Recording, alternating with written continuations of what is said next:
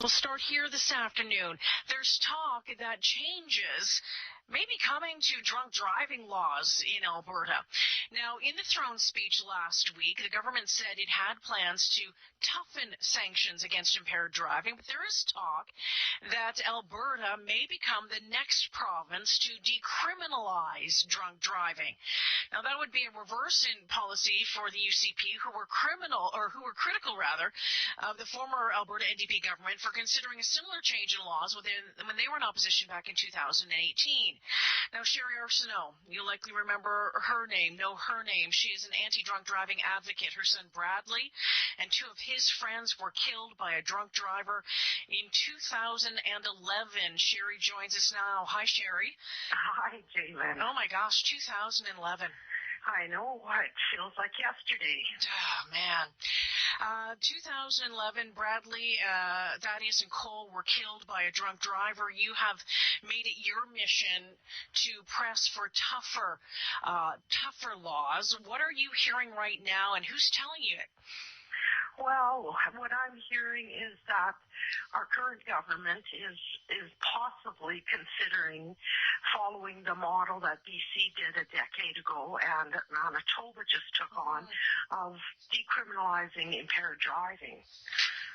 So, from what I understand, you met with the Justice Minister, Minister Schweitzer, last week. What did you talk about? What did he tell you?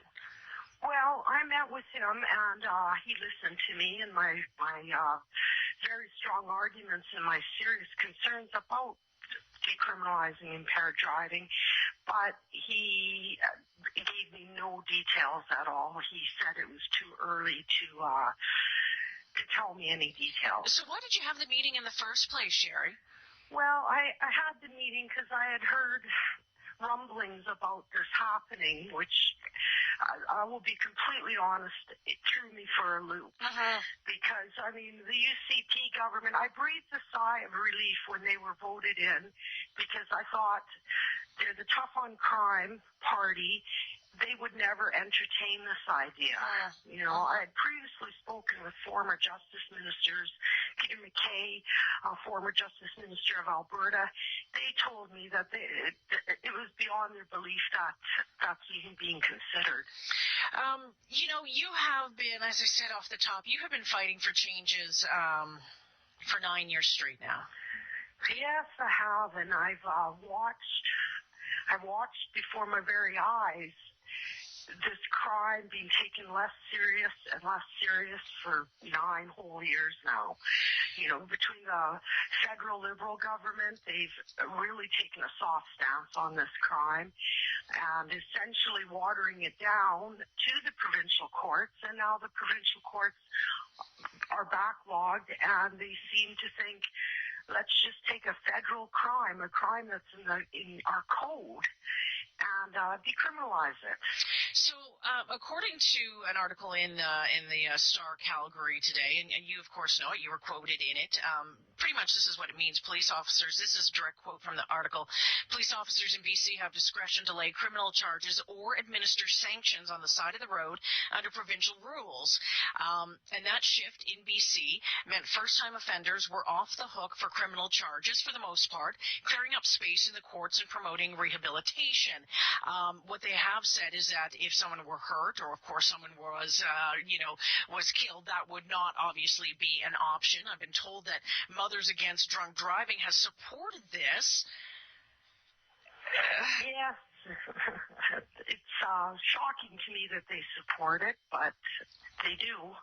Do you not? Is there no merit anywhere for you, Sheri, if someone blows over first time, that they should go through administrative process, that they should get off the hook on these criminal charges to clear up the backlog in the courts? Or do you think that the government needs to do a better job in clearing up the backlog in the courts?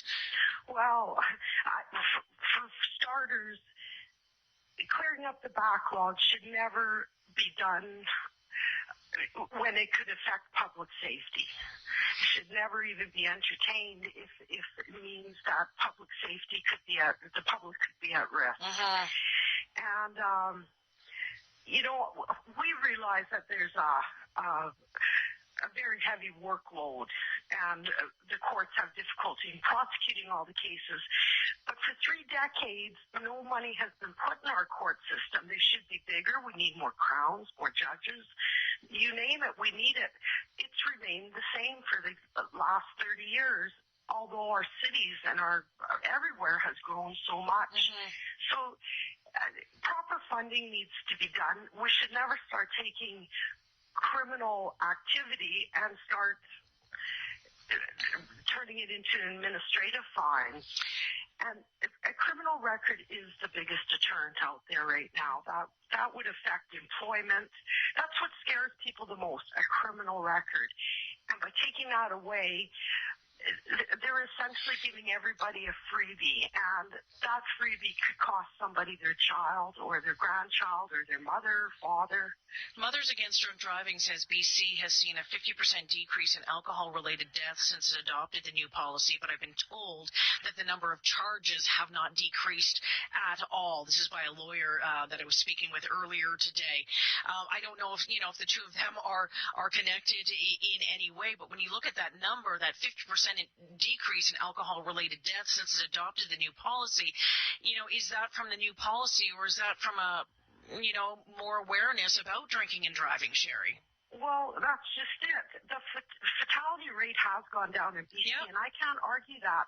But it's also gone down in every province that doesn't have this kind of legislation. And we can attribute that to, it could be increased use of seatbelts. It could be airbags, better safety in cars. It could be our roads are even better with guardrails and more divided highways, etc. No one can show me the actual stats that this legislation has reduced deaths, because it's across Canada. Our rate, instead of 3 to 4 a day, has gone down to 2 to 3 a day, which still blows my mind that I'm even saying that that's good. Sure. In that throne speech last week, and I looked up the throne speech again this afternoon, and it said right in it, the government said it had plans to toughen sanctions against impaired driving. It was right there in black and white. What do you hope that those sanctions are? Well, I heard that too. Well, I mean, to me, this is 2020, and it's across Canada. Nobody looks at the real root of the problem. And the real root of the problem is good people, bad people, people from all walks of life engage in this behavior because the chance of getting caught is so low. Therefore, they're willing to take the risk. And when tragedy happens, they say, whoops, they almost become the victim. Mm-hmm. And that's the problem. We're not tough enough in the first place. It should be so tough that if you're caught, you never do it a second time. Because, it's the people do it. The stats from our own Robert Palzer out of Alberta, the chances of getting caught are 1 in 2,000. And if they decriminalize it, they'll catch more because it's bing, bang, boom off the road, but more people will be willing to take the risk. Sheri, I don't know, what's next? You just keep the fight. I think I end every interview that we've had over the many years that we've been talking. I end it the same way. It's like you just continue this fight. I know. Well, I mean, you've seen it before your very eyes too. That we keep going another giant steps backwards, and for it to be 2, 3, 4 decades of education to watch it go backwards, I want to sometimes say I give up, but I just can't. Well, you know what, Sheri? This text just came in from you. It's from James in Beaumont, and it says, I grew up in Beaumont. This story is with me most days. It changed so many people. I just want Sheri to know that she is making a difference, and every time I drive on 625, I think of those boys. Oh, I mean, that's, thank you, James. That brings tears to my eyes. And Jay Leland, you're from the same community. Your husband taught FAD, and it truly affected 3 communities, 3 families, and I guess we try to put one foot in front of the other every day, but Oh, I hope one day I can rest. I can celebrate. Sheri, I want to thank you for joining me this afternoon. Let's stay on top of this, and we'll talk again, okay? Well, thank you so much. I appreciate that. You betcha. Sheri Arsenault joining us this afternoon. It's 2:18 when we come back. When we come back here on 6:30 CHED Afternoon News, we will talk with Paul Doroshenko. He is a criminal defense lawyer in BC. He's watched this over the past 10 years. What does he think? We'll find out. Stay tuned. All right, so as we told you back in May of 2010, BC moved to largely decriminalize drunk driving. Manitoba has adopted a similar approach since. Mothers Against Drunk Driving supports the policy. The organization has said it means that it allows for stronger prevention measures and fewer cases weighing down the courts. Alberta, there's talk that it's considering it as well. Curious to know if the change in how how this is all handled have had the desired effect or decrease the number of drunk driving cases. We're joined this afternoon by Paul Doroshenko, criminal defense lawyer at Acumen Law Corporation in Vancouver. Hey, Paul. Hey, how you doing? Good. Welcome back to the show. Glad to be here. Now, first off, how does this work? Well, in BC, what we do now is when you're pulled over at the roadside, you blow into a roadside breath tester, you're under threat of a criminal charge at that point. They threaten you and tell you if you refuse, it's a criminal charge. But then they don't charge you with a criminal charge in the end. You blow a fail, they don't take you back to the police station. They just give you a 90-day driving prohibition right there on the basis of that roadside breath tester result. And that's basically the end of it. After that, there's a bunch of fines. They don't tell you what they are. At the start, there's a 7-day window to file for dispute. If you miss that 7 days, then you're out of luck. If you file it in dispute and you're not successful, or you don't file it in dispute, then that's when everything starts rolling out, all the punishment. But you don't get that criminal record, do you? You don't get a criminal record. On the first time? If you're convicted of a criminal offense, you get a minimum 1-year driving prohibition fine and a criminal record, but they also take you back to the detachment. They collect better evidence by using an approved instrument. You get due process. You get to go to court and you can challenge the evidence. And if you're innocent, you're acquitted. With the immediate roadside prohibition scheme we've got here, it's a presumption of guilt.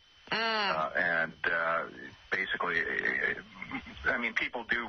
We challenge them and we succeed challenging them. But a lot of innocent people end up stuck with these things. Stuck with them. Okay. So, in the fines, do you know what the fines are like? The fines for an immediate roadside prohibition, you've got a $500 fine. There's a $250 license reinstatement fee. In BC, you have to pay something called the driver risk premium, which is about $500. You got to pay for the towing and storage of your vehicle, and then whatever insurance consequences. So people have reported to me that it's cost them between $5,000 and $10,000. It looks like a $500 fine when you've got the thing, and your 7 days go by. You've also got to take a course that costs you $930. It's a minimum 1-day course. That's the lowest price tier for it. The government gets a kickback on that course.